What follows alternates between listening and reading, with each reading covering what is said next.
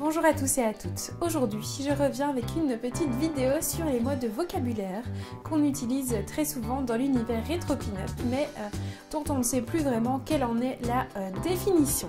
Je vous rappelle que cette vidéo est en collaboration avec le webzine Pulp. Vous pourrez retrouver tous les termes dont je vous aurai parlé aujourd'hui sur le site du webzine sur www.culturepinup.com. Le premier mot duquel je ne pouvais pas passer à côté, c'est le mot pin-up.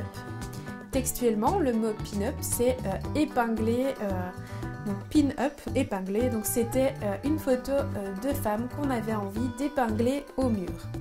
Donc l'âge d'or des pin-up, c'est dans les années 40, durant la Seconde Guerre mondiale, où les soldats emportaient avec eux des photos de femmes qu'ils mettaient dans leur chambre, dans leur poche ou dans la caserne où ils l'épinglaient au mur. Il s'agit souvent de femmes qui sont considérées comme sexy ou sensuelles, mais il y avait aussi une vague de photos pin-up qui étaient plus ingénues et qui rappelaient les femmes que ces soldats avaient pu laisser à la maison et qui donc leur donnaient envie de revenir chez eux. Actuellement, le terme pin-up est un peu adapté à chaque personne qui le prononce. Actuellement, une pin-up n'est plus uniquement une femme que l'on a envie d'épingler au mur. Les femmes se sont approprié le terme pin-up et s'en sont servies pour s'affirmer et pour créer un look qui leur permet de mettre en avant leur corps, leurs différences, leurs complexes et d'en faire une force et d'être à travers ce look de pin-up, d'être une femme bien dans sa peau et qui s'affirme. Donc le mot pin-up a un peu perdu de son sens de base. Il n'est plus uniquement orienté vers les hommes, mais vers les femmes également. Maintenant, on est plutôt fiers d'être une pin-up, alors qu'à l'époque, nos grands-mères n'étaient pas des pin-up, puisque à l'époque, c'était plutôt des femmes sexy et sensuelles. Donc ici, c'est les définitions que moi je vous donne, mais évidemment, je pense que chacun adapte la définition du mot pin-up à sa propre vision. Ensuite, je voulais vous parler du mot rétro. Donc de nouveau, le mot rétro est utilisé à tort et à travers dans des magazines, dans les magasins, dans la nourriture, dans la décoration.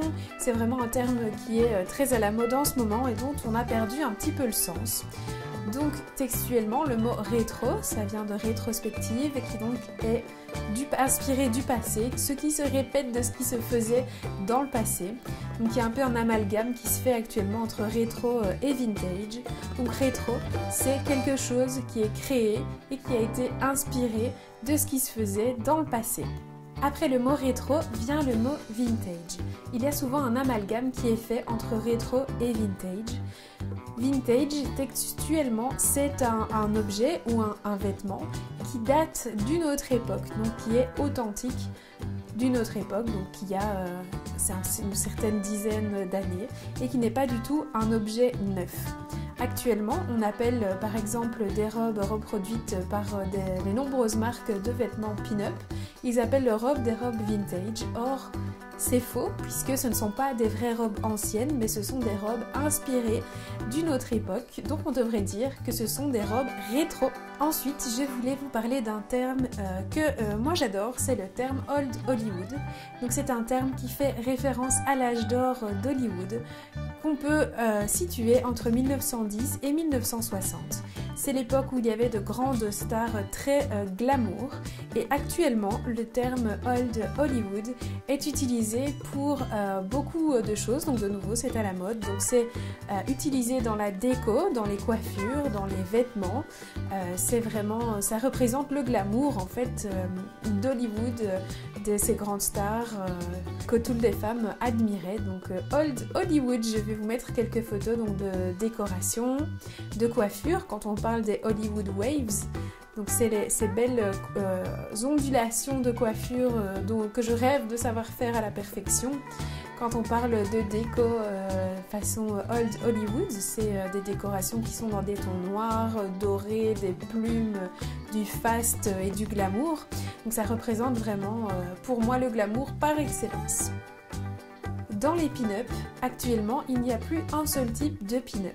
Donc on va parler par exemple de pin-up classique. Moi je trouve que je suis une pin-up classique, donc qui aime ce qui pouvait se faire dans les années 40 et 50. Il y a des pin-up alternatives, donc il y en a qui sont un peu plus dark et gothique, il y en a d'autres qui sont plus rockabilly, il y a des pin-up qu'on appelle les suicide girls, donc c'est des femmes qui sont tatouées et qui sont très sexy. Je vais vous mettre de nouveau une photo de ce qu'est une suicide girl.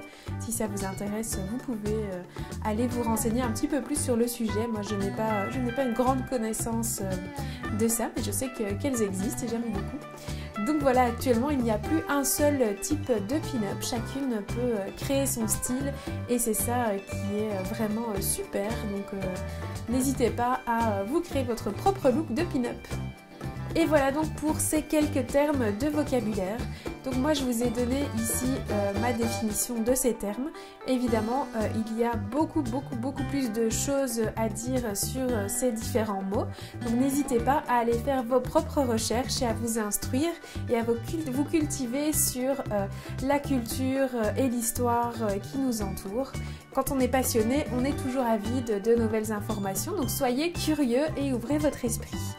Si cette vidéo vous a plu, n'hésitez pas à la liker, à me laisser un petit commentaire ou à nous rejoindre sur le webzine Pulp. On est par exemple sur Facebook dans le groupe Culture Pin-Up. Vous pouvez vous abonner à cette chaîne et nous suivre avec Brice qui filme ses vidéos sur nos réseaux sociaux Facebook et Instagram. On se retrouve lundi prochain pour une prochaine vidéo. Très belle journée!